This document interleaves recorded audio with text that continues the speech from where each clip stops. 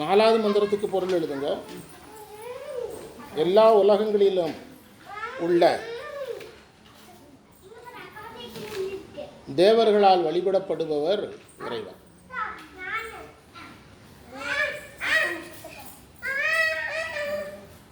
சடையில் தூய பிறை சூடியவர்.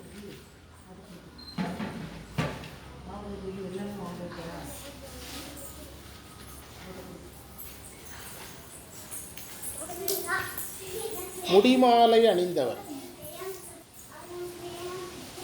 அவளையும் கூட்டு போனால் வந்துடுவாங்கடா, பிரதி எங்கேயாவது கூட்டு போங்க. கையிலே 3 பேரும் சேர்ந்து வீட்டுக்கு போங்க. முடிமாலை அணிந்தவர், தலையில் வைக்கிற மாலை, கண்ணி. உமைபாகர்,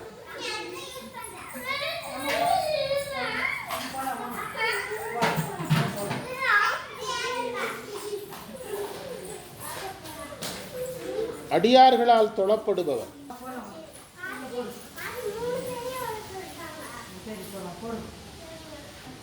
அடியவர்களாகி எங்களுக்கு இன்பம் பெருக வாய்ப்பு கொடுத்தவர்.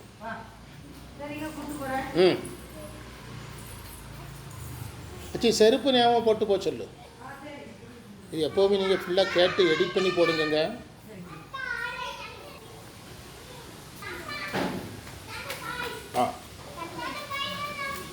எல்லாத்தையுமே எடிட் பண்ணுறாங்க. தேவையற்ற செய்திகள் இருந்தால் மட்டும் எவ்வளோ நாளும் அலம்பரம் வரும். மெதுவாக போடும்.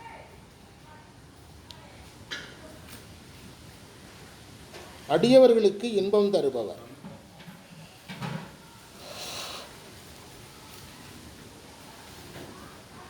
ஐயாரப்பர் தேவர்களால் தொழப்படுபவர்.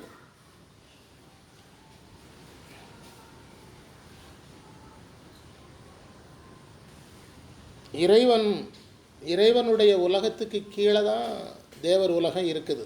சிவ உலகத்துக்கு கீழே தான் எல்லா உலகம். அப்போ இறைவன் என்ன நினைக்கலாம்? தமிழ்நாட்டில் 274 இடங்களில் உட்கார்றதுக்கு தேவலோகத்தில் ஒரு பிரான்ச்சு போடலாம். இல்லை, போடலையே. நினச்சி பாருங்கள், எங்கே வர சொல்கிறாரு? அப்போ நம்ம மேலே எவ்வளோ கருணை நினச்சி பாருங்கள். அதை நினச்சாலே போதுமே. அதைத்தான் சொல்கிறார். தேவர்கள் வந்து கும்பிட்டாங்கன்னு மற்றவங்க சொல்கிறத நான் வேறு மாதிரி சொல்கிறேன். தேவ உலகத்துக்கு மேலே தானே சிவ உலகம் இருக்குது. வரும்போது அதை கிராஸ் பண்ணி தானே வர்றாரு. அப்போ அவங்ககிட்ட என்ன சொல்லலாம்?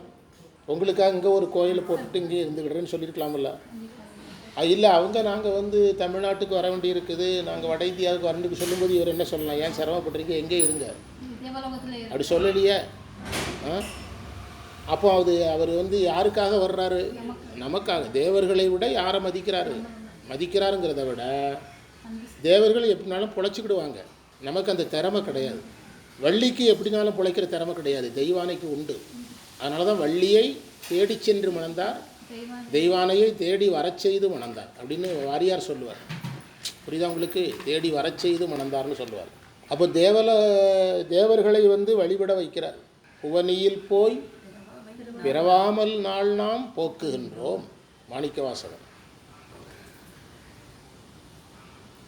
இந்த தேவாரத்தை நீங்கள் வந்து தேவர்கள் கும்பிட்டாங்கன்னு கிராஸ் பண்ணது தான். எல்லாரும் அதைத்தானே சொல்லிகிட்டு இருக்கிறேன். அது சொல்லி தானே ஒன்றும் எதுவுமே போய் சேராமல் இருக்கு. சடையில் தூமதி சடையில் வைத்தவர்.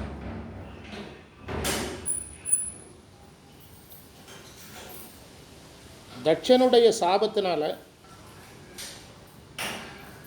சந்திரன் 1ஆம் பிறை மட்டும் மிச்சம் இருக்கிற மாதிரி தேஞ்சிட்டான். நீ தேஞ்சி போன்னு சொல்லிட்டான். யாரு? தட்சன். நீ தேஞ்சி போயின்னு சாபம் போட்டுட்டான். எத்தனாம் பிறை வரைக்கும் தேஞ்சிட்டான். ஆமாம். இனி செத்து போயிடும்னு தெரிஞ்ச பிறகு தான் சிவபெருமான்ட்ட வந்திருக்கான். இன்றைக்கி புது செய்தி சொல்லியிருக்கிறேன்.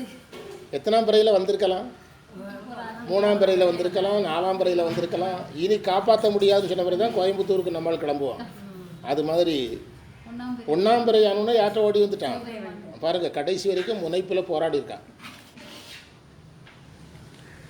இறைவன்கிட்ட வந்தோன்னு சொன்னார், தட்சன் இப்படி சாபம் போடுற அளவுக்கு வலிமை பெற்றது நான் கொடுத்த வரத்தினால தான்.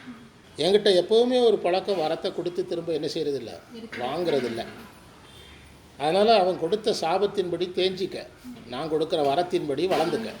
அப்போது தேயவும் வளவும் ஒரே இடத்துல எத்தனாம் பிறையாகவே இருக்கிறான், ஒன்றாம் பிறையாகவே இருக்கிறான். யார்?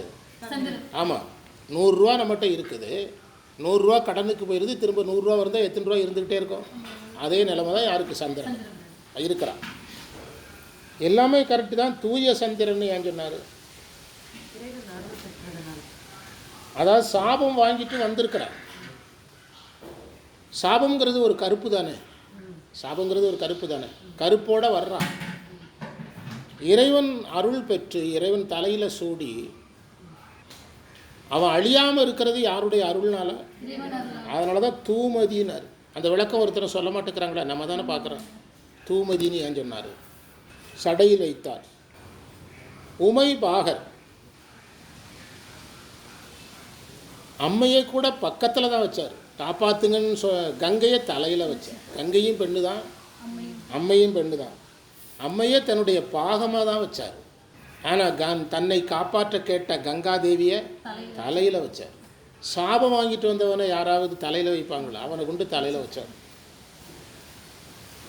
இந்த இடத்துல அம்மையை சொன்னதுக்கு அதுதான் காரணம். உமைபாகனாக இருந்ததுனால தான் அவனை தூய்மையாக்க முடிஞ்சுது.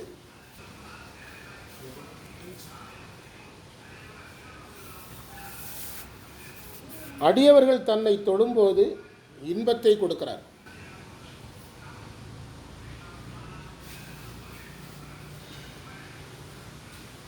அடியவர்கள் தன்னை தொடும்போது இன்பத்தை கொடுக்கிறார்.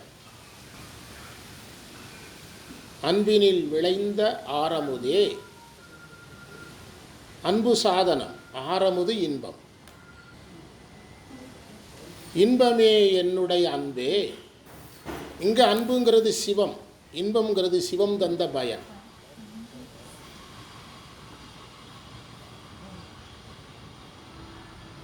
இன்பில் இனிது என்றல் இன்று உண்டேல் இன்று உண்டாம், அன்பு நிலையே அது. திருவருட்பயன் 80வது மந்திரம். அன்பு வந்தால் இன்பம் வரும்னு அர்த்தம். சைவ சமயத்தில் கடைசி சாதனம் அன்பு. அயரா அன்பின் அரண்களல் செலுமே. அரண்களல் செலுதல் இன்பம். இப்படி சாஸ்திரமாக படிக்கிறத அப்பர் தேவாரத்தில் வச்சுருக்கிறார். வர்ற சனிக்கிழமை நமக்கு சித்தாந்த வகுப்புங்க.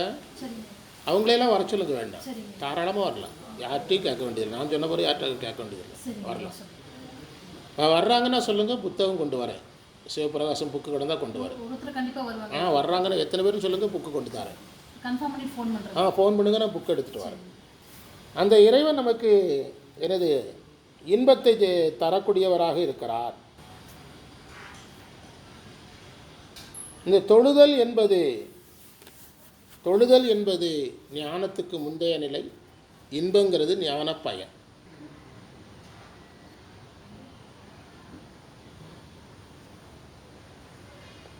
தொழுதல் என்பது புற வழிபாடு, அகப்புற வழிபாடு, எல்லாமே வழிபாடு தானே. எனக்கு அக வழிபாடும் வழிபாடு தானே. அப்போ அது தொழுதலில் தான் சேரும். தொழுதல் புற வழிபாடு, அகப்புற வழிபாடு, அக வழிபாடு. இன்பங்கிறது இந்த 3 வழிபாட்டின் பயனாகிய ஞானம், ஞானத்தின் பயன்தான் இன்பம். சரியை பயன் கிரியை, கிரியை பயன் யோகம், யோக பயன் ஞானம், ஞான பயன் இன்பம். இன்பத்துக்கு பிறகு இன்னொரு நிலை சைவத்தில் கிடையாது. அதுதான் இதில் பதிவு செய்தார். தொண்டர்கள் தொழவும் வைத்தார், தூமதி சடையில் வைத்தார், இண்டையை திகழ வைத்தார், எமக்கென்று இன்பம் வைத்தார். அந்த வார்த்தை ரொம்ப முக்கியம். எல்லோருக்கும் இன்பம் வைத்தார் கிடையாது, எல்லோருக்கும் இன்பம் வைக்க முடியாது. சரியை பண்ணுறவங்கள சரியை தான் பண்ண வைக்க முடியும். ஒரு பள்ளியில் படிக்கிற எல்லாருக்கும் 10ஆம் வகுப்பு தேர்வு யாருக்கு மட்டும்தான்? 10ஆம் வகுப்பு தேர்வு யாருக்கு மட்டும்தான்? எல்லாருக்கும் கிடையாது. +2 தேர்வு +2 படிக்கிறவனுக்கு தான்.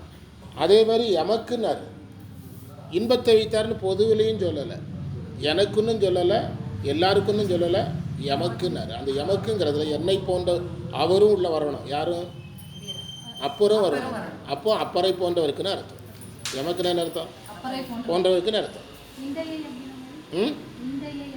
இண்டைங்கிறது தான் தலைமாலை. சின்னதாக கட்டுவாங்க, 1 அடி நீளத்தில் கட்டுவாங்க. வண்டு சேர் குழலினாலை மருவியோர் பாகம் வைத்தார், அண்டவானவள் ஏத்து ஐயன், ஏத்து ஐயனை ஐயன் ஐயாரன். நிறைவு பண்ணுறோம், கிளம்பலாம். நாளைக்கு நமக்கு பாட வேலை வந்து ஒரு 7:15 முடிச்சுட்டு இந்த வேலையை செய்கிறோம். நம்ம முன்னால் போட்டோம்னா சிலருக்கு பாடம் கிடைக்க மாட்டேங்குது. அதுதான்